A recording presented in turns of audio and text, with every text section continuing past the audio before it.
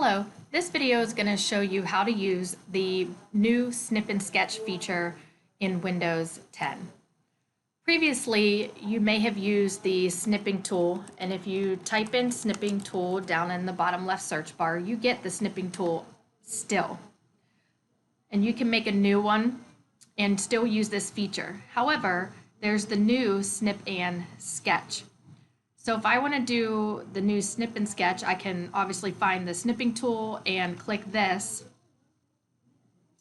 And it opens this and I can come to New and it gives me this right here. I think that's a long way to get there. If you easily want to find the new Snip and Sketch tool, you can come down here into your search bar, type in Snip, and you see the Snip and Sketch right here. You can open this up. Once it's open, if you right click on it, you can pin this to your taskbar so that it stays down there. So anytime I want to use it, I can just click on it and it opens, and then I click New, and then I have my options up here.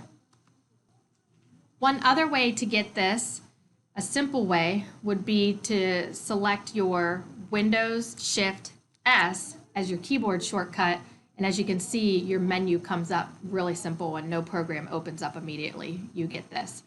So your options are a rectangular snip. You could do a freeform, Windows snip, or you could do a full screen snip, whatever you decide to do. So usually most people flip-flop between rectangular snip and a full screen. If I want to do just a particular region, I would do the rectangular snip, which it defaults to, and then I can take my cursor, click, and drag the area that I want to take a screenshot of. And it'll pop down here into my bottom right, and if I click on it, it will open in the window, and I now have my annotation tools that I can write on this. Okay, and then I can save if I want to, or I can X out and not save.